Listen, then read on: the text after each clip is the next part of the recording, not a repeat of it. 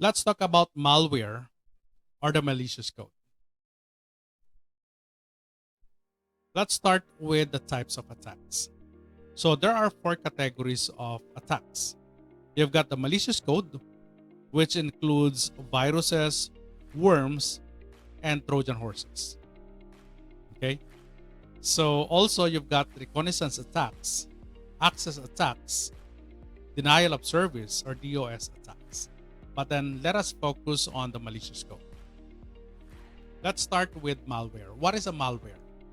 So malware is any software intentionally designed to cause disruption to a computer, okay, server, client, or computer network, leak private information, gain unauthorized access to information or systems, deprive user access to information, or which unknowingly interferes with the user's computer security and privacy.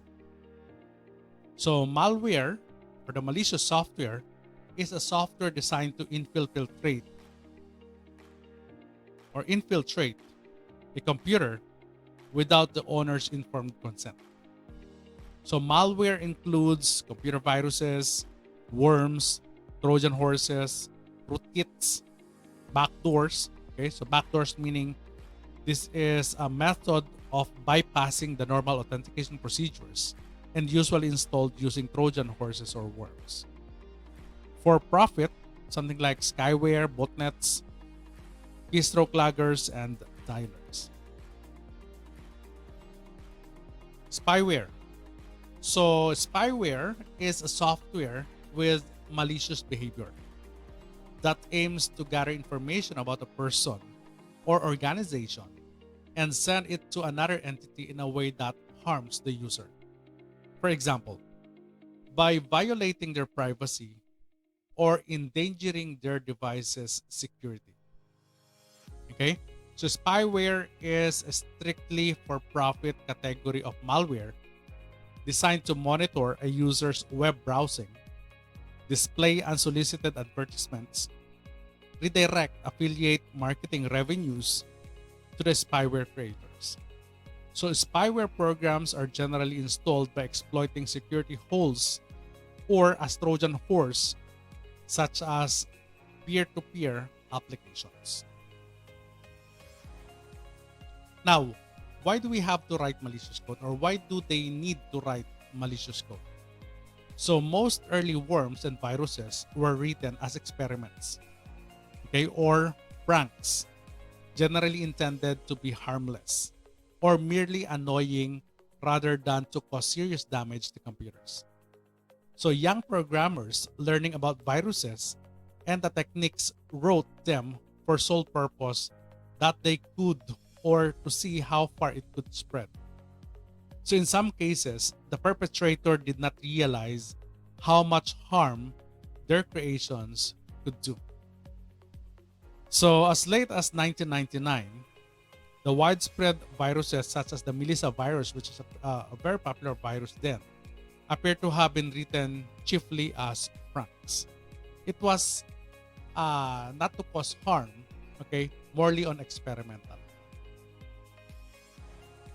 So malicious code writing today, well, malicious code writing has changed for profitable reasons, mainly due to internet and broadband access. Since 2003, the majority of the viruses and worms have been designed to take control of users' computers for black market exploitation. Infected zombie computers are used to send email spam to host contraband data or to engage in the distributed denial of service attacks as a form of extortion. So in 2008, the Symantec is an antivirus software company before. Okay. So the release rate of malicious code and other unwanted programs may be exceeding that of legitimate software applications.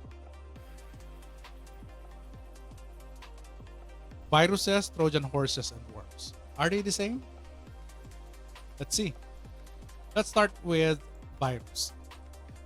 Viruses are executed via executable files. Okay?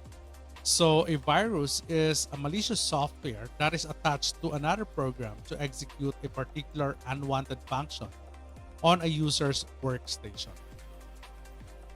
Okay? So worms are executed via weaknesses in the system.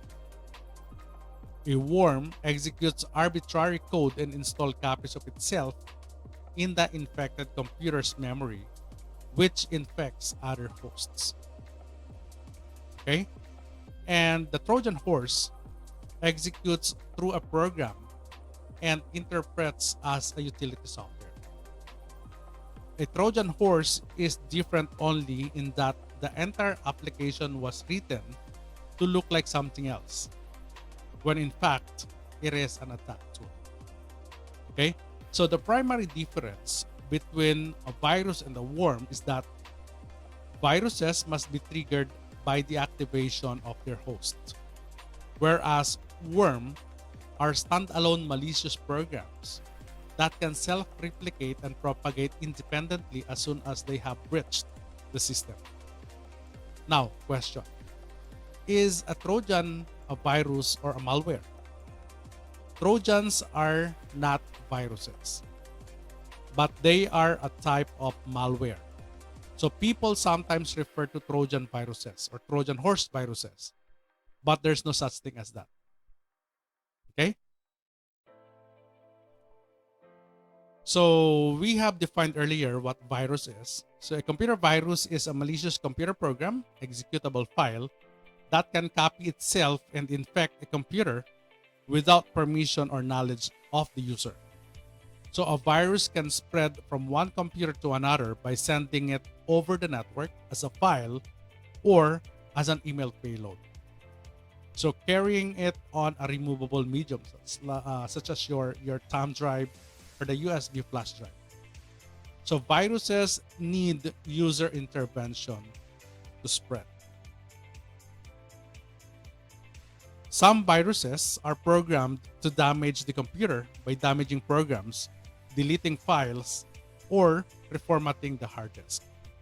So others are not designed to do any damage, but simply replicate themselves and perhaps make their presence known by presenting text, video, or audio messages.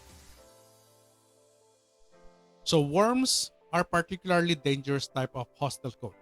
So they replicate themselves by independently exploiting vulnerabilities in networks. Worms usually slow down networks.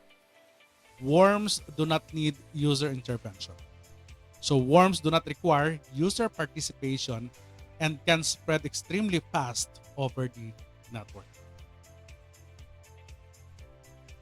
So let's take some of the examples here. So let's take the SQL Slammer Worms. Okay, so in January 2001, the SQL Slammer Worm slowed down global internet traffic as a result of the denial of service. So over 250,000 hosts were affected within 30 minutes of each release. Just imagine that. Okay, so the worm exploited a buffer overflow bug in Microsoft SQL Server. So a patch of this vulnerability was released in mid-2002. Okay, so the servers that were infected were those that did not have an update patch applied. So that's how important updating your software is. Okay, so could you just imagine this? After 19 hours, imagine the world, okay, infected with the SQL Slammer Worms. Now, what are the anatomy of a worm? So computer worms often rely on the actions of and vulnerabilities in networking protocols to propagate. So after a computer worm loads and begins running on a newly infected system, it will typically follow its prime directive to remain active on an infected system for as long as possible to spread to as many vulnerable systems as possible. Okay? So, for example, the WannaCry ransomware worm exploited a vulnerability in the first version of the server message block, or SMB, resource sharing protocol in Windows. SMB is basically the protocol that let us share resources, okay, that let us browse resources from other computers. Okay, so it is a resource sharing protocol in Windows. So once active on a newly infected computer, this WannaCry malware initiates a network search for new potential victims. Systems that respond to SMB v1 requests made the worm. The worm then continues to propagate within the network through these clients. So worms can also be disguised to look like a non-threatening resource, such as a work file or link which a user clicks on or downloads, only to later to be revealed as a worm. Okay, so that's the anatomy of the worm. So the enabling vulnerability, the propagation mechanism, and the payload.